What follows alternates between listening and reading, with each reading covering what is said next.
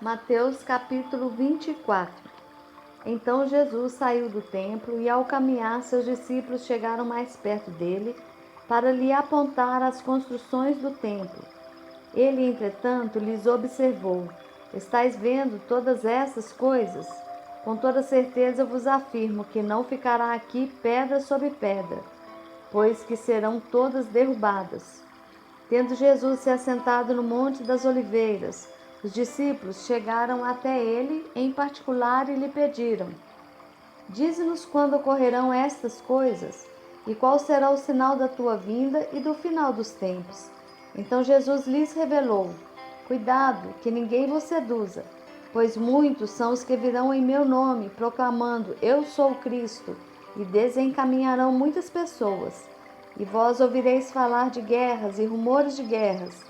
Todavia, não vos desespereis, porque é preciso que tais coisas ocorram, mas ainda não será o fim.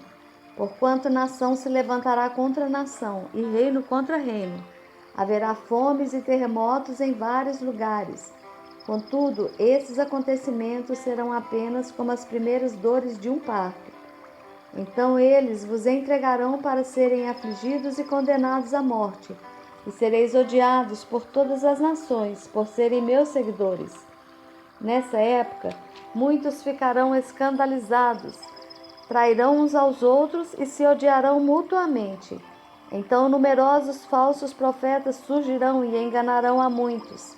E por causa da multiplicação da maldade, o amor da maioria das pessoas se esfriará. Aquele, porém, que continuar firme até o final será salvo. E este evangelho do reino será pregado em todo o mundo habitado, como testemunho a todas as nações, e então chegará o fim. E assim, quando virdes a profanação horrível da qual falou o profeta Daniel no lugar santo, ao ler o profeta, entendereis isso. Então os que estiverem na Judéia, fujam para os montes. Quem estiver sobre o telhado de sua casa, não desça para retirar dela coisa alguma. E aquele que estiver no campo, não volte para pegar sua túnica. Serão dias terríveis para as mulheres grávidas e para as que estiverem amamentando. E orai para que a vossa fuga não ocorra durante o inverno, nem no sábado. Porquanto haverá nessa época grande tribulação, como jamais aconteceu desde o início do mundo até agora, nem nunca mais haverá. E se aqueles dias não tivessem sido abreviados, nenhuma carne seria salva. Mas por causa dos eleitos, aquele tempo será encurtado.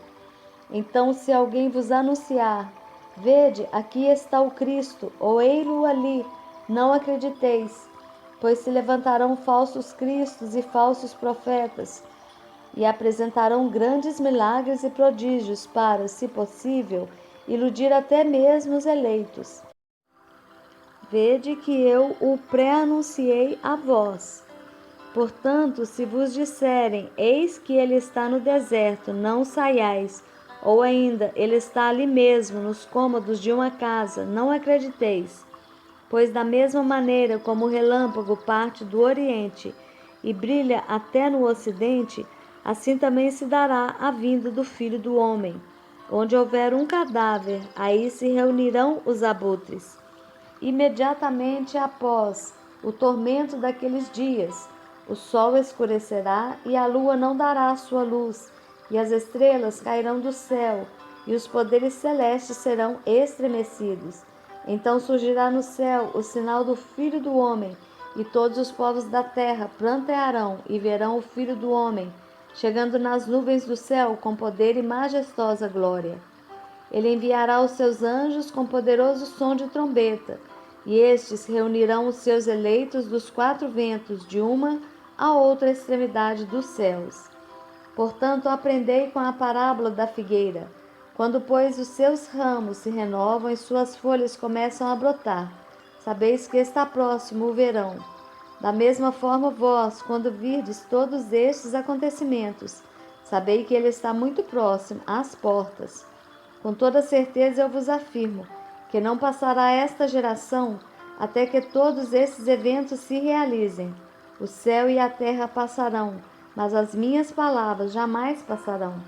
Entretanto, a respeito daquele dia e hora, ninguém sabe, nem os anjos dos céus, nem o Filho, senão exclusivamente o Pai.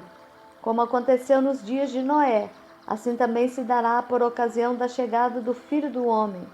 Porque nos dias que antecederam ao dilúvio, o povo levava a vida comendo e bebendo, casando-se e oferecendo-se em matrimônio, até o dia em que Noé entrou na arca. E as pessoas nem notaram, até que chegou o dilúvio e levou a todos. Assim ocorrerá na vinda do Filho do Homem. 2 homens estarão na lavoura, um será arrebatado, mas o outro deixado. 2 mulheres estarão trabalhando no moinho, uma será arrebatada, a outra ficará para trás. Por isso vigiai, porque não sabeis em que dia virá o vosso Senhor. Contudo, entendei isto: se o proprietário de uma casa soubesse a que hora viria o ladrão, se colocaria em sentinela e não permitiria que a sua residência fosse violada. Portanto, ficai igualmente vós alertas, pois o Filho do Homem virá no momento em que menos esperais. Sendo assim, quem é o servo fiel e sábio, a quem o Senhor confiou os de sua casa, para dar-lhes alimento no seu devido tempo? Feliz aquele servo a quem o seu Senhor, quando voltar, o encontrar agindo dessa maneira. Com certeza vos afirmo que o Senhor confiará a seu servo todos os seus bens. Entretanto, supondo que esse servo, sendo mau, diga a si mesmo: meu senhor está demorando muito, e por isso passe a agredir os seus conservos e a comer e beber com beberrões. O senhor daquele servo virá num dia inesperado e numa hora que o servo desconhece, e o Senhor o punirá com toda severidade e lhe dará um lugar ao lado dos hipócritas, onde haverá grande lamento e ranger de dentes.